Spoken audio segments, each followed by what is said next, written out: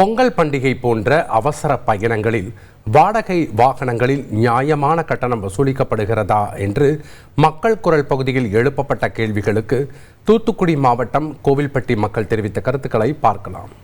பொங்கல், தீபாவளி இந்த மாதிரி டைம்ல இப்போ நம்ம சென்னை, பெங்களூர் போன்ற இடங்கள்ல வேலை பார்க்குறவங்க கோவில்பட்டிக்கு வர்றாங்க அப்படின்னா இரவு நேரங்கள்ல புது பஸ் ஸ்டாண்ட்ல இறக்கி விட்டுருவாங்க. அங்க இருந்து நம்ம பழைய பஸ் ஸ்டாண்டுக்கு வரணும் அப்படின்னா வாடகை டபுளா கேட்பாங்க.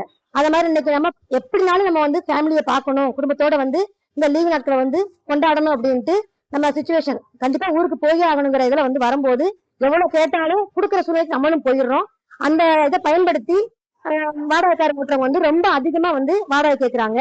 விடுமுறை காலத்துல வர்றோம் அப்படின்னா அப்போ அங்க நமக்கு டிக்கெட்டே பாத்தீங்கன்னா ஒரு 2000 அந்த மாதிரி தான், அந்த அளவு தான் செலவு பண்றோம்.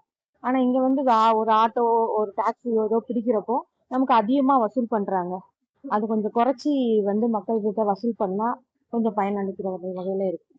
சென்னையில இருந்து கோவில்பட்டி வர்றதுக்கு ட்ரெயின்ல தான் வந்தேன்.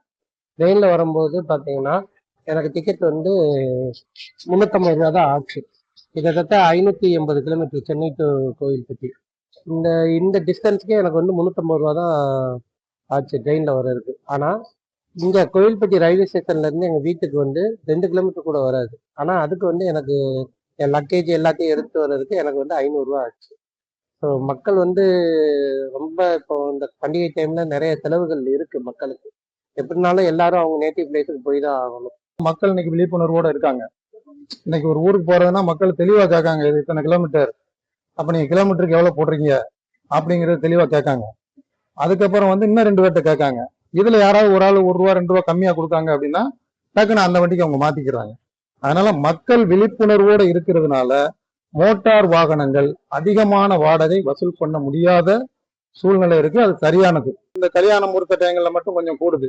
காரணம் என்னன்னா, கல்யாண முகூர்த்த டைங்கள் வந்துருச்சுன்னா வண்டிகள் எல்லாமே ஃபுல்லாயிருது.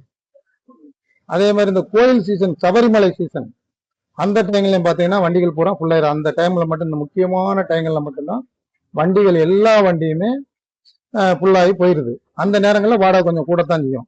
மற்ற எல்லா நேரங்கள்லயும் நார்மலான வாடகை தான் வாங்குறாங்க. சொந்த கார்கள் அதிகமானதுனால வாடகைக்காரங்கள் குறைஞ்சிருக்கு வாடகை. அந்த பண்டிகை காலங்கள்ல வாடகைக்காரங்க அநியாயமா வாங்கல, நியாயமா தான் வாங்குறாங்க. அவங்க நிறைய டியூ கட்டணும், வைக்கணும், அதனால கரெக்டா தான் வாங்குறாங்க. தூத்துக்குடி மாவட்டம் கோவில்பட்டி பகுதி மக்கள் தெரிவித்த கருத்துக்களை பார்த்தோம். ட்ரெண்ட ஃப்ரெண்ட் ஆக்கிக்கோங்க. தந்தி டிவியின் சப்ஸ்கிரைபர்ஸ் அண்ட் ஃபாலோவர்ஸ் குடும்பத்துல நீங்களும் இணையுங்க.